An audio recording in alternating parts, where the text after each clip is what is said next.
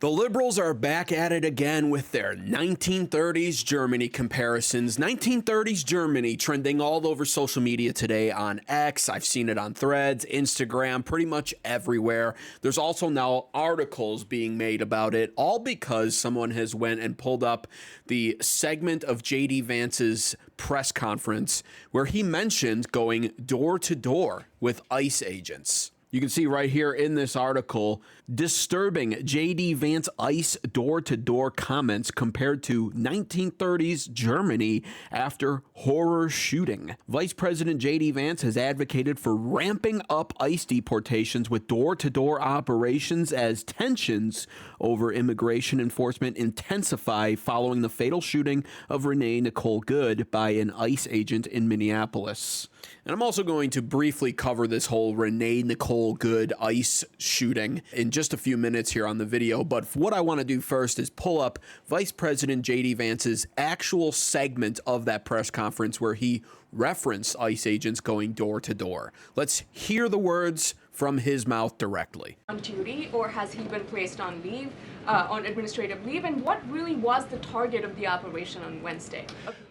ICE operation on Wednesday? Well, first of all, it was a legitimate law enforcement operation. We were going door to door to try to find criminal illegal aliens and deport them from the United States of America, because if you come to our country illegally in violation of our immigration laws, then we have the mandate, and in fact, we have the legal duty to enforce those immigration laws. And so, yeah, pretty clear as day, JD Vance openly was discussing the fact that ICE agents were going door to door in Minneapolis looking for illegal immigrants to round up and deport. And to that I say, what's the problem with that exactly? Are liberals this stupid still, this out of touch with American society? Do they still not get the bigger picture here of what's happening? Do they really think that using this kind of terminology, oh no, this is like Nazi Germany, is that going to scare anybody? All they've done with these frequent and overused comparisons is just simply watered down and weakened the strength of those kind of terms. Nobody really cares anymore. This is the year 2026. Do you think we're looking back nearly 100 years ago in fear and worried about those circumstances arising once again? The world is in a much different place now than it was all those years ago. And if anything, comparing what the Trump administration is doing to 1930s Germany will only induce eye rolls when it comes to young people. This article goes on to say, the debate over U.S. immigration enforcement has heated up in the wake of JD Vance's recent comments advocating for door-to-door ICE checks, with one social media user, that's what they're going off of for all of this, for these kind of comparisons. And which social media user was that? Was it David Pakman? Was it Brian Krasenstein? Give me a break. Comparing the measure to 1930s Germany. Vance's statements were made public after an ICE agent shot and killed a 37-year-old woman in Minneapolis on Wednesday, sparking citywide protests. Vance joined Jesse Waters' show as the conversation shifted to the administration's plans to boost ICE recruitment and expedite deportations, with Trump branded a disgrace to humanity after his comment about the dead Minnesota mother. All right, well, I wouldn't want Trump to be the only one branded as a disgrace to humanity in regards to this dead Minnesota mother, also known as Renee Good. So I'm going to weigh in on my thoughts and opinions when it comes to her as well. You know, I'll start by saying this. Not every death is a tragedy. And we need to stop pretending like it is. This obnoxious amount of fake empathy that you see all over social media, mostly from liberals, but you know, even on the right side of the aisle, there's always the virtue signalers that people don't want to admit exist on the right side of the aisle. The ones that go, oh, well, you know, every loss of life is a tragedy. I mean, this really is a sad circumstance still. And, you know, she faffoed, she fucked around and found out. So, I mean, I guess it's deserved, but it still is very sad. I'm not sad. Call me whatever you will. Am I a psychopath? Am I a sociopath? Am I both? I don't know. I'd like to think I'm neither, but I'm going to sit here right now and tell you I'm not sad. You know, this isn't like some sort of Charlie Kirk scenario, right? Which, by the way, the liberals celebrated gleefully all over social media. I have a 20-minute compilation video on my YouTube of liberals posting in celebration of Charlie Kirk's death when all he was doing was attending college campuses and promoting free thought and open discourse. He wasn't impeding law enforcement. He wasn't obstructing justice like this ditch-licking bitch in Minnesota was doing, who had a wife and a son So forgive me. Actually, don't forgive me. I don't need your fucking forgiveness. Because when it comes to my view on Renee Good, it's probably a net positive that she's gone. Her 6-year-old son would have only went on to have been corrupted by her. She probably would have encouraged the poor boy to go trans and vote blue for the rest of his life, and he would have turned into some 2.0 version of her. Now he has a fighting chance. And you know, people don't like to look at it this way, but I always reference the verse Romans 9:22 when it comes to circumstances like Renee Good being shot dead. And that verse openly says that some people are vessels of wrath, fitted for destruction, because this ultimately shows God's mercy and power. God moves us all like the chess pieces that we are in life. We all are here to serve his will and serve his purpose. And even spiteful, rageful, vindictive bitches like Renee Good are down here fulfilling their role. It's just not a good role. Nevertheless, they're being used by God for some sort of a purpose. And when their usefulness is up, they're removed. That's what happens to all of us, by the way. We all die when God sees fit. Some of us, thankfully, are vessels of mercy, prepared for glory. But many people here on this earth are vessels of wrath, and Renee Good was one of those people. Her purpose was only destruction. Her purpose was only disruption. And she served that purpose, and now she's gone.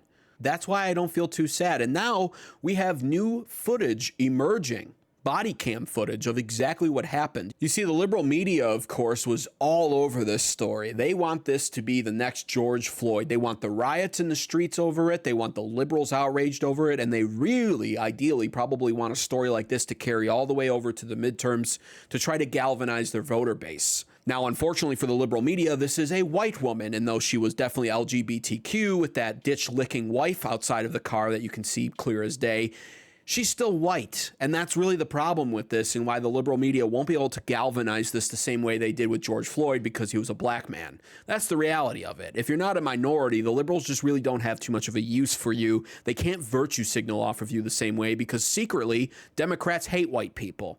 And so they're having a hard time with this, and now all of the evidence is coming out, proving that, as usual, the liberal leftist mainstream media jumped the gun, trying to put out their version and their own twisted narrative of it, and it's all just being disproven because social media exists and free speech is rampant on places like X, where we can just share the facts without any of the nonsense. You want to come at us?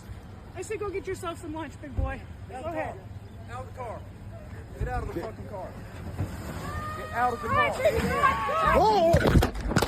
Upon checking out that point of view, I'd say everything that happened there is justified, and it's going to be, according to even the most liberal of news sources, an uphill battle to come after the ICE agent who shot Renee Good. And that's for a reason. Cars can be viewed as deadly weapons because they definitely have been used for that purpose before. And what Renee Good did, even despite the fact some liberal pundit commentators out there, come on man, she was turning the wheel to the right, she was trying to avoid him. She received lawful orders numerous times to get out of the vehicle. She disobeyed those lawful orders and decided to drive the vehicle, possibly putting other ICE agents' lives at risk. It was an act of self-defense, and that's most likely how it's all going to play out in a court of law. And that would be true justice if it plays out that way. And I mean, she knew what she was doing. You can see right here in this paused frame, she's smiling as she's about to put her car and drive through this ICE agent who's trying to impede her path, lawfully, mind you. And now even more so, people are also calling for her wife to be arrested as well because she encouraged the entire scenario by instructing Renee Good to drive, baby, drive.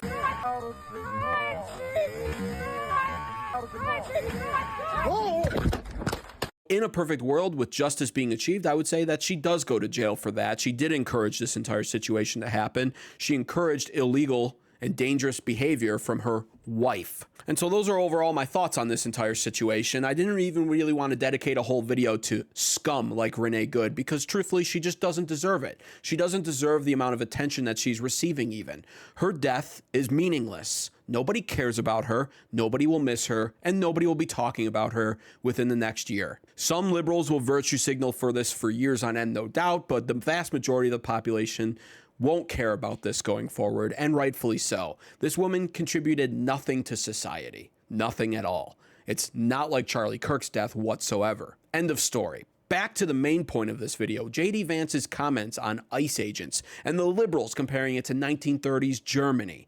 Well, I've got a couple more things to add to this commentary here when it comes to my thoughts on all of this, and just how out of touch the liberal media is when it comes to using terms like 1930s Germany, assuming it's going to scare people. You see, back to that article, it goes on to highlight how Jesse Waters asked JD Vance, if you get the immigrants that came here illegally, that will bring prices down. Are you getting these illegals out fast enough? To which Vance responded, we always want to get them out faster. A lot of these ICE agents that we have hired in the past 6 months, they're not even done with training. So all the big investments we've made at border security, what we've actually done is get 2.8 million illegal aliens out without all the really big issues we've been working on. That was just simple willpower with the President of the United States saying this is done. I think if we're to see those deportation numbers ramp up as we get more and more people online working for ICE, going from door to door, making sure if you're an illegal alien, you're going to have to get out of this country, and if you want to come back, apply through the proper channels. I just want to take a pause right there and say there should be no avenue for these people to come back, especially if they had to be found out by ICE agents going door to door to round them up and deport them.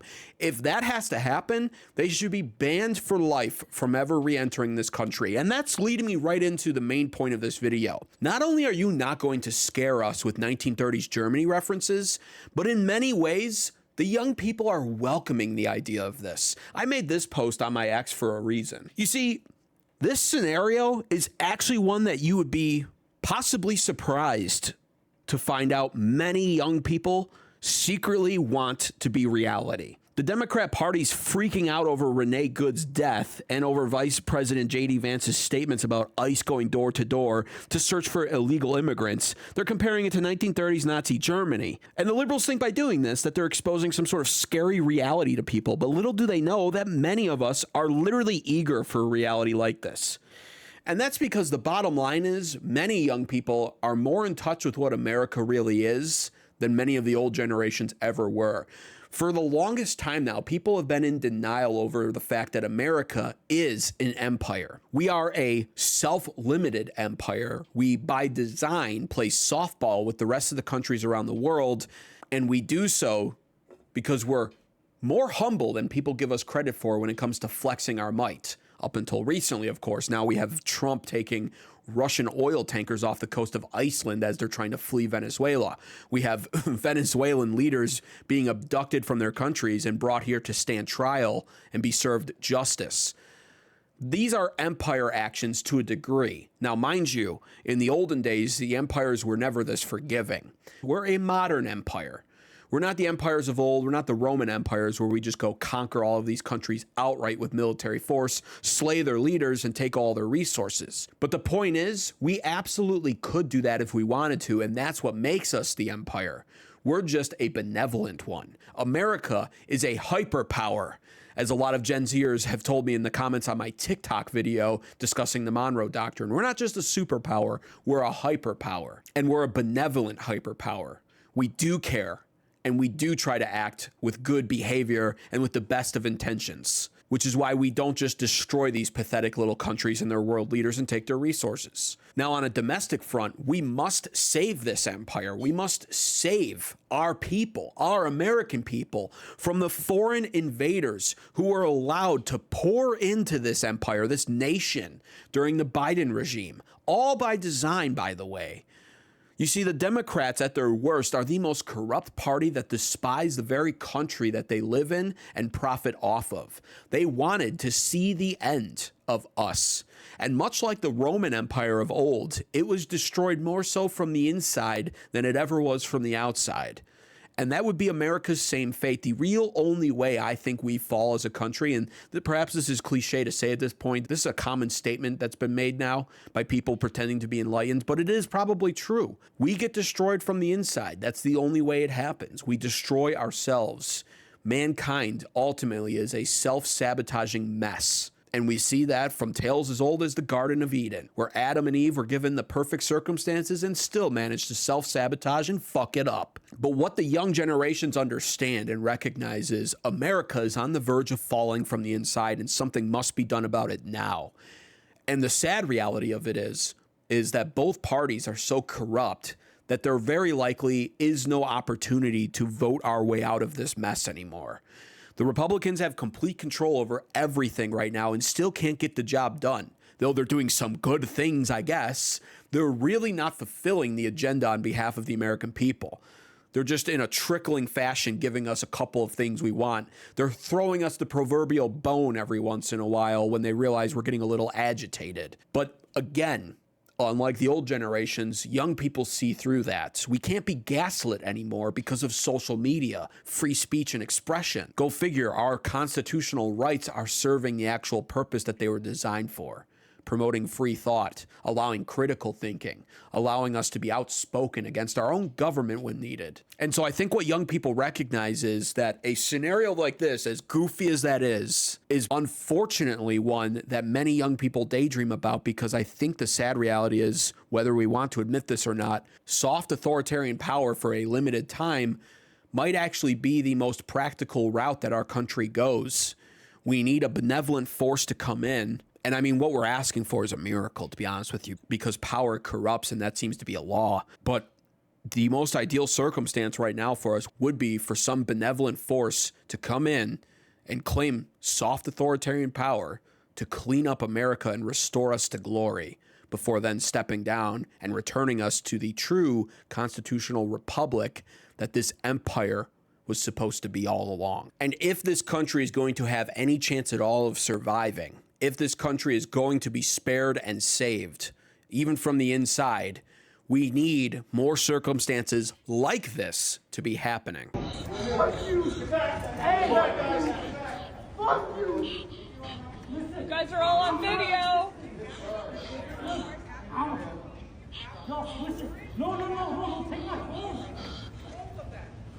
I love to see ICE in action, because every time I see something like that, I realize that there are less foreign invaders in our country now. Send them to Alligator Alcatraz. Let them stand a makeshift trial from a judge right outside their cell who winds up proving that they're an illegal immigrant, and then deport them right out of Alligator Alcatraz back to their home country. And if for some reason their home countries won't take them, deport them anywhere.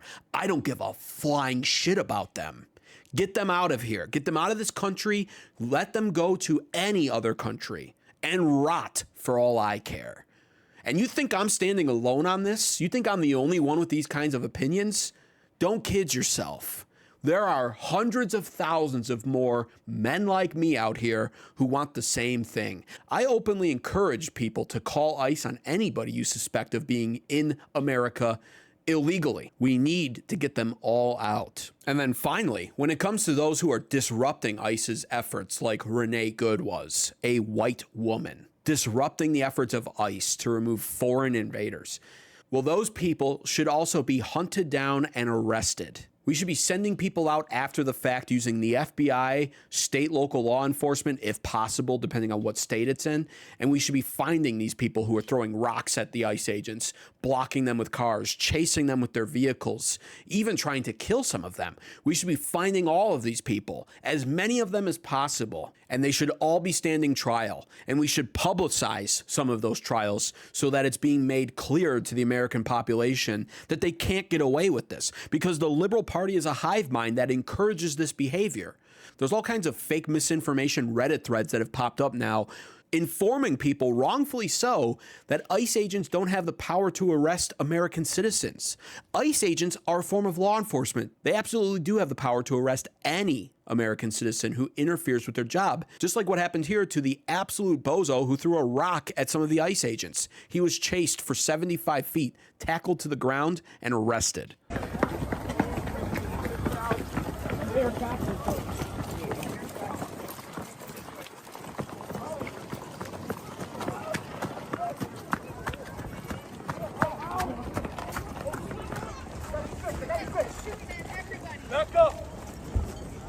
Beautiful, and we need to see more of it. You see, the most important thing to this young generation right now, I believe, is immigration reform and law and order reestablished in this nation. Justice being served to all wrongdoers, no matter their political status, their wealth class, or what side of the aisle they're on. And we haven't been getting that completely, and it needs to change. We need all of that to happen this year. 2026 needs to be the year of law and order, immigration reform, mass deportations, and justice being served.